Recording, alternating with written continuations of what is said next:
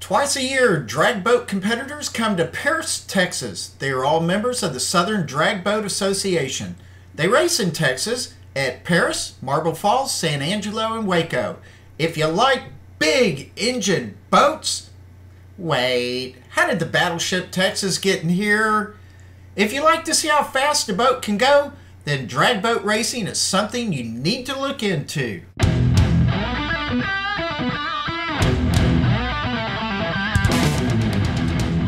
Welcome to Road Odyssey, in this case, Water Racing Odyssey. Please like and subscribe, visit my Facebook page for current happenings, and I have a large archive of videos on my YouTube channel for your pleasure. Let's make a splash into this video with a couple of racing clips.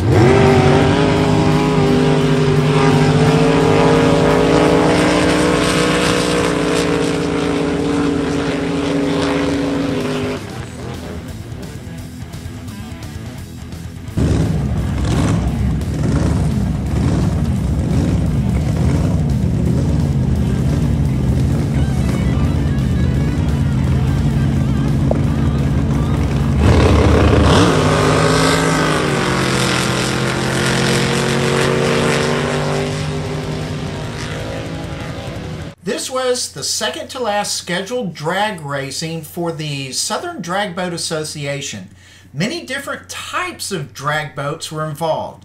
I had gone on Saturday, August 24th, 2024 at Lake Crook for the elimination races. Sunday, the next day, was the finals, which I skipped. Where did all the fun occur that I recorded? Paris, Texas. Far northeast of Dallas, close to the Red River, and Lake Crook, where the racing took place, is just a few minutes northwest of Paris, Texas. SDBA drag boat events are held throughout late spring and summer in Texas at Paris, Marble Falls, San Angelo, and Waco. There are many categories of classes based on type of boat, engine configuration, fuel type, hull design, and propulsion types. Primary boat types are Pro, which has the capsule, and Sportsman, which are open. The primary hull types are flat bottoms, which are similar to ski boats with a very low profile, and hydroplanes that have the two pontoons on each side of the very narrow main hull. Propulsion, again, is either propeller or jet. Engines were either inboard or outboard. Inboard engine power was typically, I believe from the articles and videos that I looked into, were between 1,600 and 4,500 horsepower. Pretty significant. I saw the Sportsman flat bottom boats run, if I remember correctly, at least about 120 to 145 plus mile per hour. The Pro hydroplanes, they seem to reach well over the lower 200s. So yeah, pretty fast. Honestly, I just really didn't pay quite so much attention to the speeds as much as I did just milling around, watching the races, and going to the pits and just having fun. From what I gathered talking to some of the racers, the boat weight seemed to be between 1,000 and 2,000 pounds wet, not too unlike a lot of the terra firma bound wheeled dragsters. It was pretty cool just to watch the boats get launched at the in ramp. From there, a jet ski would latch a line to the front of the boat and tow the racer out to the holding rope. This is basically the staging area where the boats are mustered together in preparation of each race. At this point, let me explain what's going on here. At the holding rope, up to the first marker is a very important zone. This is about 125 feet moving start zone or commitment zone. The commitment zone is where the boat travels to ramp up speed and gain best alignment, in theory.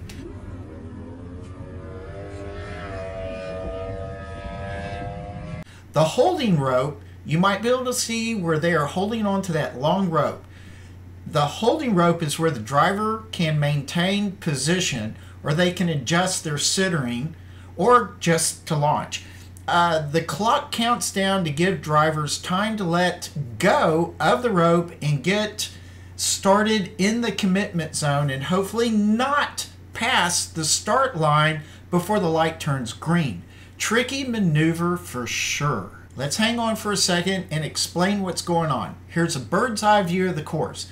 As mentioned before, there's the 125-foot commitment zone. The red line is the start, considered the beginning of the actual timed course. The yellow mark is 660 feet or 1/8 mile.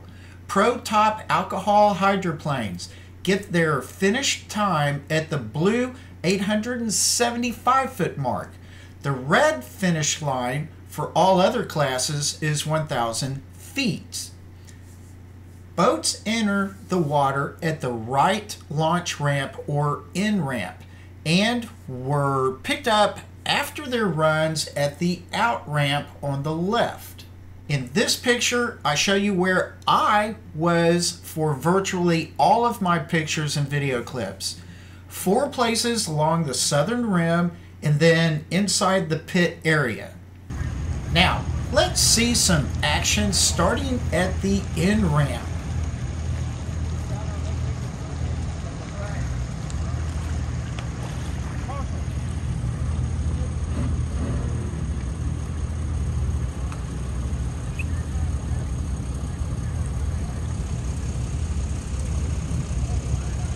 Good right there.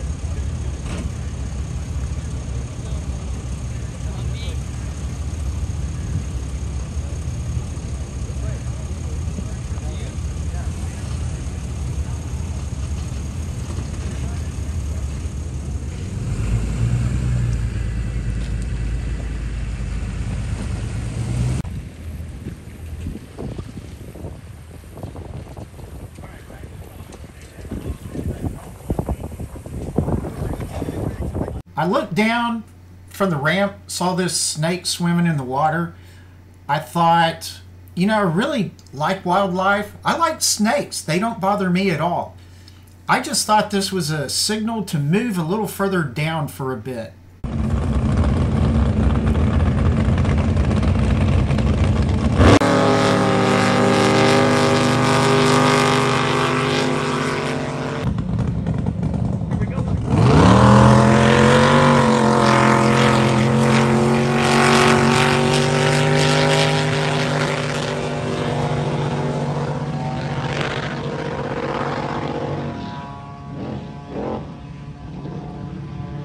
Here is another look at the in ramp, the holding rope, and one of the boats being taken out to the staging area.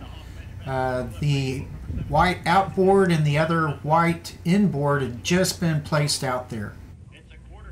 You'll see nitrous coming out of the back of that inboard boat.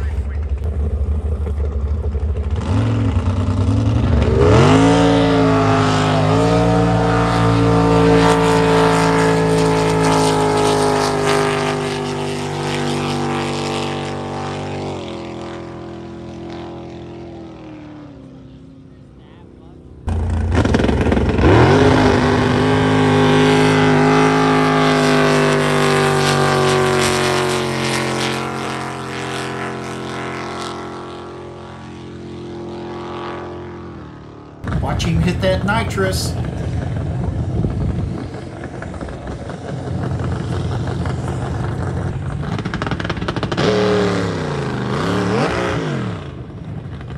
There were a couple of boats that had transmission issues, blew oil lines and things like that. This one ended up, you know, continuing to go, so not really sure what the deal was with this.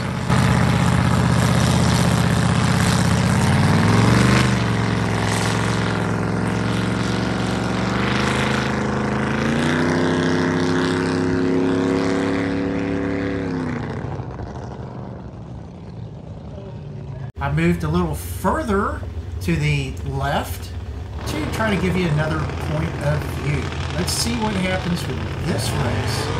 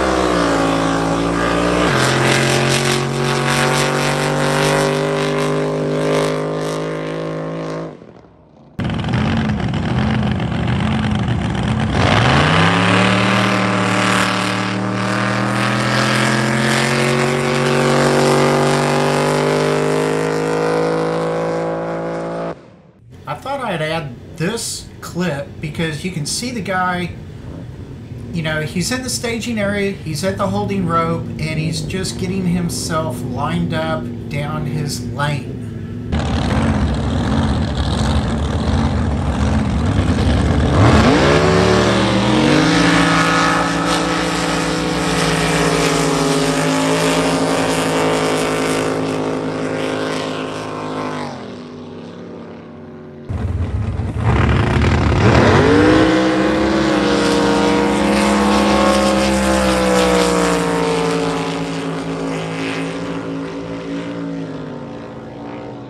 Thought I'd throw in a quick look at the start tree.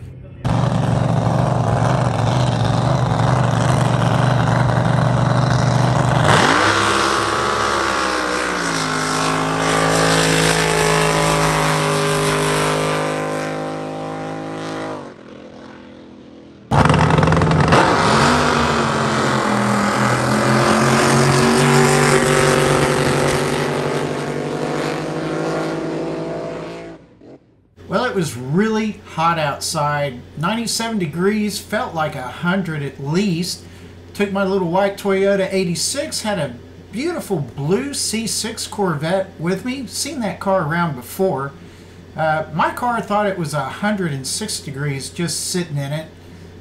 Went in there to recharge my phone so I could do more photography with these guys. Yeah, I went up pretty much to the best lookout with these two photographers. The dude in the green shirt was super nice to me, explained some of what was going on, and here we go from this vantage point.